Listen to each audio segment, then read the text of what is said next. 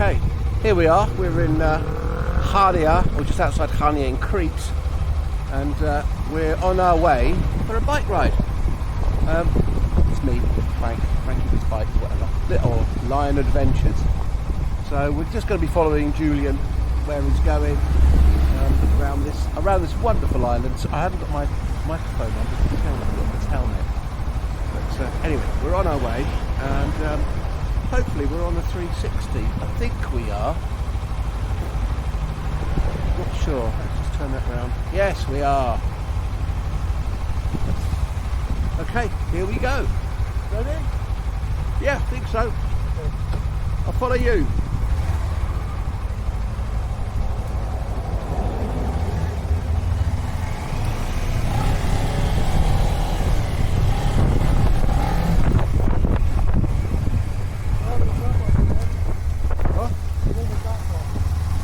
You're still indicated.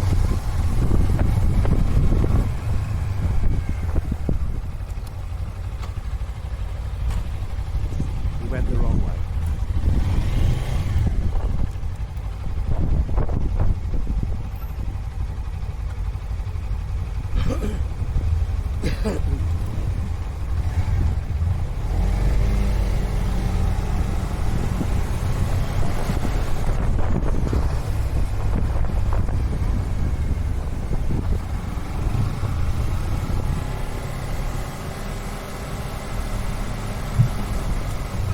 Julian here.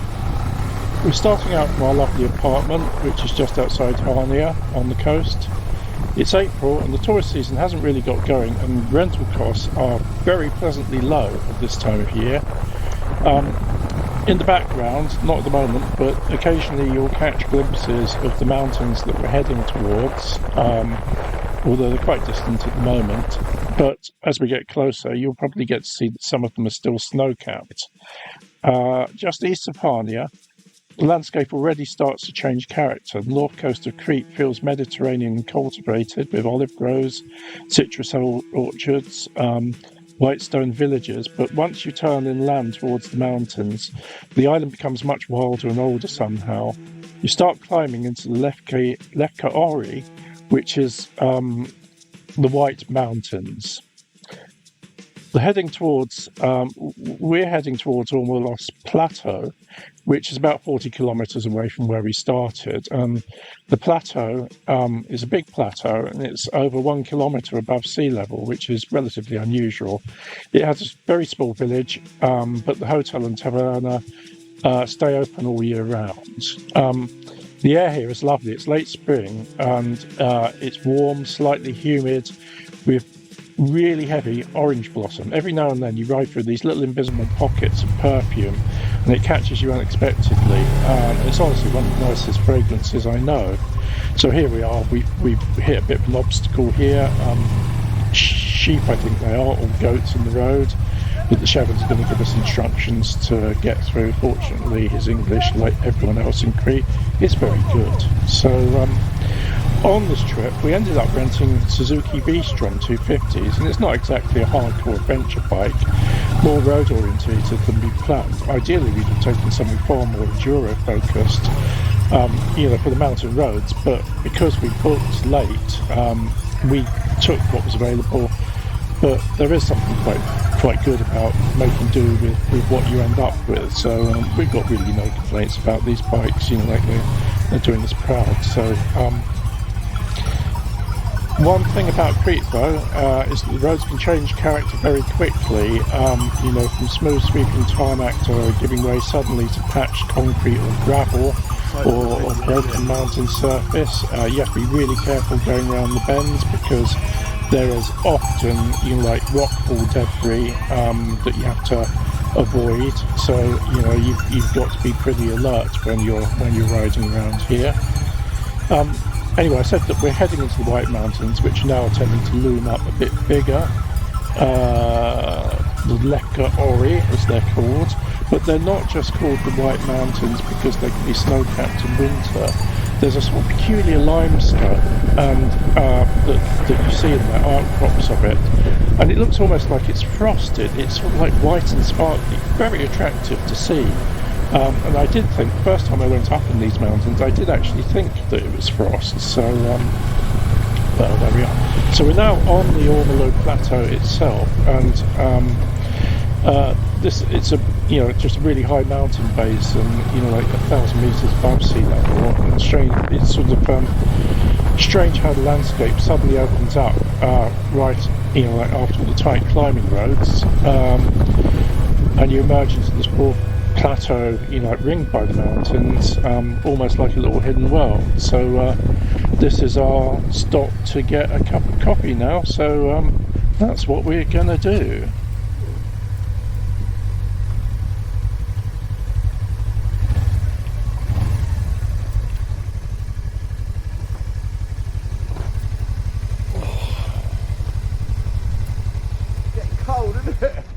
Yeah, it certainly is. My trousers kept riding up. I honestly don't know. The next bit, Sorry? the next part, I think it's difficult to tell whether it's up or down because I've got no things. But judging from those mountains, I don't know, maybe a pass through there. I don't know. I don't know. Okay. I'm going to put some more clothes on anyway before we. Sorry? I'm going to put some more clothes on before we move on anyway. Yeah, me too. Are we getting a coffee here or something? Yeah. This is a stop? Yeah. Oh, okay, cool. This is called the Omalos Plateau, and it's just a really high plateau. Yeah. There's not very much here, but I had to put a waypoint in, otherwise the sat nav wouldn't give me the route that I wanted. So, Right. so it makes a reasonable stop. It is on the sort of like, it's one of those blue tourist ones, but there's not a lot here. No. Well, it's lovely, isn't it? Well, it's beautiful scenery. That's all. You only get scenery. That's all there is. Oh, I've seen scenery. I've seen loads of scenery since I've been here. So? I want to see more. I want to see. You've done that. I want to see lights and things. And housing estates. Yeah. Oh. All right. Take that off. I'm going to take my phone off anyway. Yeah, So I'm someone not might phone my nick it thing. up here. What? Someone might nick it up here. You never know.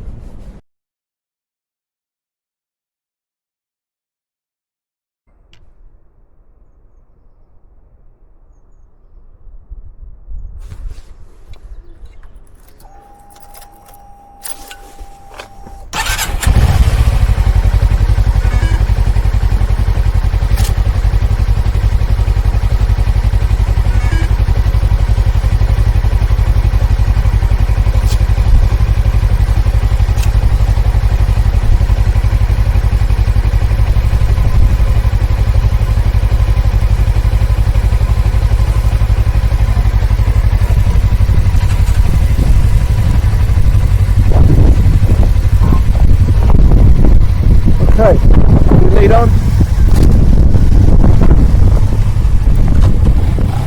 So, after our coffee, Frank didn't switch the Insta back on immediately, so I'll tell you what happened. As we were leaving the taverna, we got talking to a local who suggested we should check out the Samaria Gorge, as it was only a 4-kilometer diversion from the direction we were headed. We're picking up again now from leaving the car park for Samaria Gorge. This is a famous natural landmark and one of Crete's most visited attractions, drawing hikers from all over the world to walk its spectacular 16-kilometer route through the White Mountains. Unfortunately, when we arrived, we discovered that the entrance to the gorge from the car park was closed because it was still out of season. The journey up there was certainly worthwhile, though, as the scenery is absolutely beautiful, as you can see while we travel towards the Omalos Plateau. This is a very pleasant road to ride on, and there's practically no other traffic about. Because we're over 1 kilometer above sea level, the air feels particularly clear, and the colours seem especially vivid. There's a tremendous contrast between the deep blue sky and the mountains, which I hope the Insta is picking up well. I just think this is a fantastic place to go motorcycling. My Tenere would be ideal for Crete. It would be a lovely bike to ride on roads like these. One thing that's easy to forget when you're enjoying scenery like this is just how old the landscape really is. Samaria Gorge wasn't formed by some dramatic single event. It's the result of water slowly cutting through the limestone over millions of years, gradually carving one of Europe's most impressive gorges. I'm certainly no geologist, but from what I gleaned from the books, Crete itself sits close to the boundary between the African and Eurasian tectonic plates. The African plate is slowly pushing beneath Europe, which means the island is still being shaped by geological forces today. Earthquakes are not uncommon here, and in geological terms, these mountains are still evolving. The area around the gorge is also home to one of Crete's most famous animals, the cry, a wild goat found mainly in these mountains.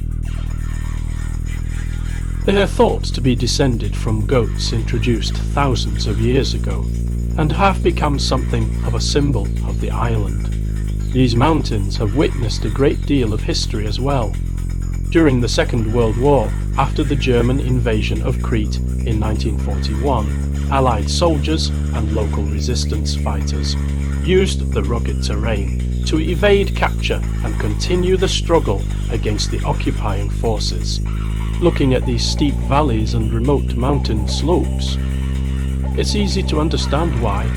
Another thing that strikes me about Crete is just how quiet many of these roads are. Once you get away from the coastal resorts, you can travel for miles through scenery like this and hardly encounter another vehicle.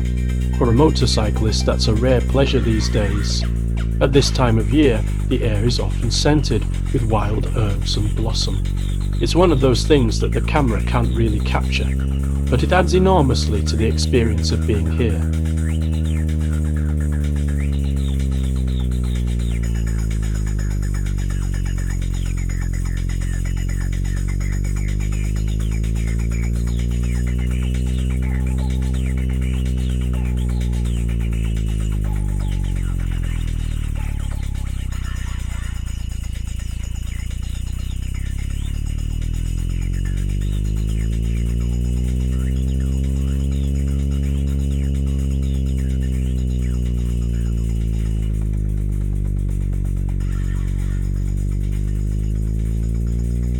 So now we are just getting back to the taverna, where we stopped for our coffee. At this point we take the other turning which is signposted for Sogia, which will take us in the correct direction for Palaiochora, our final destination today. What makes Crete such an appealing destination for motorcycling is the sheer variety. In the space of a single day you can ride from the coast to high mountains, through dramatic gorges and traditional villages, and then back down to the sea again. Of course, while I'm enjoying all of this, I can't help thinking how nice it would be to have my own Yamaha Tenere here, as it would suit these roads perfectly. Then again, getting it here would be quite an undertaking.